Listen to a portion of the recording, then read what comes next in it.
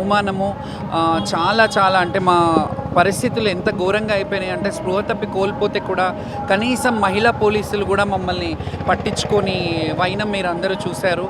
తెలంగాణ రాష్ట్రం మొత్తం ఇదే చర్చిస్తుంది. ఎన్నడూ లేదు ఇట్లా ఎందుకు జరిగింది అని. ప్రభుత్వం స్పందిస్తుందేమో అని ఆలోచించాము. ప్రభుత్వం ఏం చర్య తీసుకుంటుందో ముందు చూడాలి. అండ్ ఇప్పుడు అంటున్నారు మేము అది చేస్తాము, మీకు ఏం కావాలో చేస్తాము అని అంటున్నారు. మేము మీటింగ్లకు వస్తున్నాము, మీటింగ్లు అటెండ్ అవుతున్నాము, ప్రతి మీటింగ్ అటెండ్ అయ్యాము. కనీసం పాసులు ఇస్తామని ఫొటోస్ తీసుకున్నారు మా దగ్గర నుండి, పాసులు ఇవ్వలేదు. మా ఎంబటి వచ్చే వాళ్ళని తోసేశారు. ఒడిబియ్యం తీసుకెళ్తుంటే ఒడిబియ్యం బయట, మేము లోపల. అసలు ఎప్పుడు వాయిద్యాల నడుమ మేము ఆటపాటలతో వెళ్ళే వాళ్ళని అసలు స్పృహ కోల్పోయే విధంగా ఈ ప్రభుత్వము. ఇంకొకటి, అక్కడ స్పృహ కోల్పోతే కనీసం ఒక మహిళా పోలీసులు కూడా వాటర్ ఫెసిలిటీ కూడా లేని పరిస్థితిలో మీరందరూ చూసిందే నిన్న. సో దానికి శాంతియుతంగా మేము శివశక్తులు అందరం 100% ఆడపడుచులు ఏడుస్తే ప్రభుత్వానికి మంచిది కాదని మేము పదే హెచ్చరిస్తున్నాము. ఎందుకంటే గతంలో ప్రభుత్వాలని పొగిడిన రోజులు కూడా ఉన్నాయి. ఎందుకంటే మంచి చేసినప్పుడు మంచి అని చెప్తాము. మేము క్వశ్చన్ చేసే ఇదిలో ఉంటాం. మేము ఎవరికి ఫేవర్లో ఉండము. మాకు ఏదైతే ఉందో మేమేం పెద్ద వేదికల మీద మాకు అవకాశం ఇవ్వమని అడగట్లేదు. మేము ఓన్లీ మాకు గౌరవప్రదం. ఆల్రెడీ మా జీవితాలు ఎప్పుడూ అంటే హేళన జీవితాలైన మా జీవితాల పట్ల మేము ఎప్పుడూ చింతిస్తూనే ఉంటాం. కానీ మాకు గౌరవప్రదమైన జీవితాన్ని బ్రతకాలని మేము ఆశించడంలో తప్పేముంది? మేము జస్టిస్ గురించి అడగడంలో తప్పేముంది చెప్పండి? చర్చల్లో ఇంకా ఏం జరపలేదు. ప్రభుత్వం స్పందించలేదు.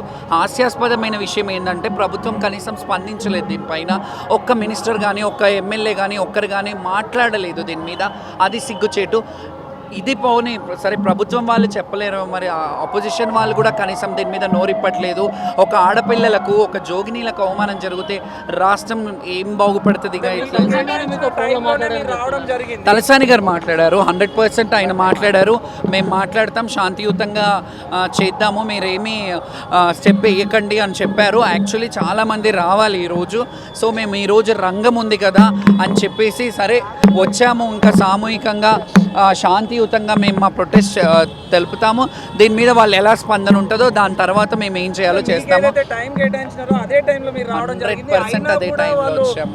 నేను ఇంకొకటి 1 o'clock వరకు సీఎం వచ్చి వెళ్ళారు. ఇప్పుడే రాకండి ఒక గంట సేపు ఆగండి, లేకపోతే ఇక్కడ తొక్కిసలాట అవుతుందంటే గంట ఆగండి. మీరు చూసారు కదా మేము లేట్గా వచ్చాం. వాళ్ళు ఇచ్చిన టైము మెయింటైన్ చేసినప్పుడు వాళ్ళు ఎందుకు మెయింటైన్ చేయలేదు? మేము చాలా ప్రభుత్వాలతో మేము బోనాలు ఎత్తినాము. చాలా ప్రభుత్వాలు వచ్చాయిపోయాయి. మేము ప్రభుత్వాన్ని దూషించాము. ఎందుకంటే ఈరోజు ఈ ప్రభుత్వం రేపు ఇంకొకరు ఉంటారేమో. మేము అనేది వ్యక్తులుగా మమ్మల్ని మేము ఈ రాష్ట్రం బాగుండాలని కోరుకునే వాళ్ళలో మొట్టమొదటి స్థానంలో ఉంటాం. ఎవరికైనా రాజకీయ నాయకులు వాళ్ళ స్వలాభాల కోసం మాట్లాడతారేమో, కానీ మేము ఏ రోజు కూడా మేము బాగుండాలనము.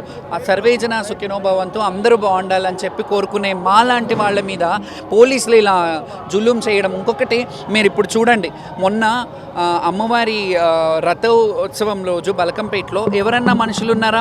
బూట్లు వేసుకొని ఎవరైనా రథం లాగుతారా? మీరు 4th ఫేజ్, మీరు మీడియా అనేది 4th ఫేజ్. మీరేం చేస్తున్నారండి? మీరు కూడా దాన్ని చెప్పొచ్చు కదా. మీడియాను కూడా తోసేశారు. మరి మీరెందుకు మాట్లాడలేకపోతున్నారో నాకు అర్థం కావట్లేదు. దయచేసి నిజంగా చాలా సంతోషంగా ఉంది. చాలామంది ప్రభుత్వ ఇదిలో ఉన్నవాళ్ళు కూడా మమ్మల్ని నిన్న మా శాంతియుతంగా మేమేమైనా పబ్లిక్ ప్రాపర్టీని డ్యామేజ్ చేయలేదు, మేము ఎవరిని దూషించలేదు. శాంతియుతంగా మీరు ఏం చర్యలు తీసుకుంటారు ఇలాంటివి కాకుండా అని అడగడానికి వెళ్తున్నాము. వాళ్ళు ఏం మాట్లాడతారో, ఎలా స్పందిస్తారో. కానీ పోలీసులు మాత్రం ఇప్పుడు కూడా పోలీసులే ఉంటారు. చూడండి, రథం ముందు భక్తులు ఎక్కడున్నారండి? పోలీసుల జాతరలు అయిపోతున్నాయి ఇవి. అట్లా అన్నప్పుడు రాజకీయ నాయకులు కానీ వీవీఐపీస్కి టైం కేటాయించండి. ఎన్టీఆర్ గారి హయాంలో ఉన్నప్పుడు 4 o'clockకి వచ్చేవారు. చంద్రబాబు నాయుడు గారు ఉన్నప్పుడు 9 o'clock 8 o'clock వచ్చేవాళ్ళు. ప్రతి ఒక్కరు కూడా ఎర్లీ మార్నింగ్ వచ్చేవాళ్ళు. ఇప్పుడు 1 o'clock వచ్చి అది ఇది స్టార్ట్ చేశారు. అప్పటి నుంచే భ్రష్టు పట్టింది ఇది. అంటే వీఐపీలకు ఎక్కువ ఇంపార్టెన్స్ 100% వీఐపీలకి ఇంపార్టెన్స్ ఇస్తున్నారు. నేను అనేది వీఐపీలు ఇవాళ ఉంటారు, రేపు పోతున్నారు. మేము మాత్రం ఎండనక వాననక అమ్మవారి 15-20 కిలోల బరువును మోస్తూ మేము అమ్మవారికి ఆనందంగా, ప్రభుత్వం మాకేమన్నా డబ్బులు ఇస్తుందా అండి? ఇవ్వదు కదా.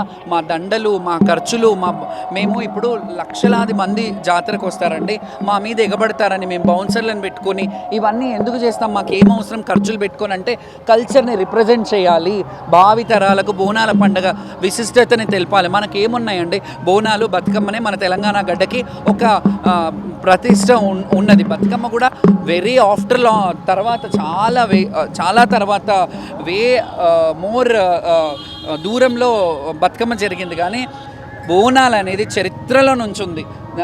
నవాబులు కూడా బోనాల పండుగకి డబ్బులు ఇచ్చి చేపించేవారని చరిత్రలో కూడా ఉంది. మీరు అందరూ దీన్ని చరిత్రని ఇది చేయండి. ఇప్పుడు భవిష్యవాణి చెప్తారు, రంగం చెప్తారు, అది ఎవరిని అడుగుతారండి?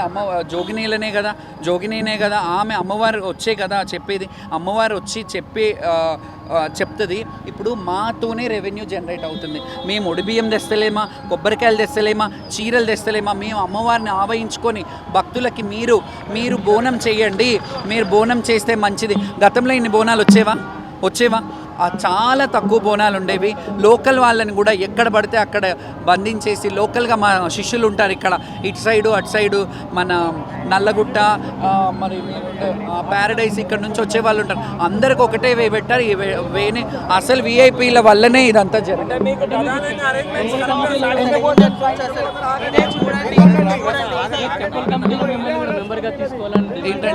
ఏంటండి అర్థం కాలే. 100% తీసుకోవాలండి. ఇప్పుడు టెంపుల్ కమిటీలో ఈ అమ్మాయో వీళ్ళో ఎవరన్నా ఉండింటే వాళ్ళు వచ్చి మమ్మల్ని తీసుకెళ్లే వాళ్ళు కదా.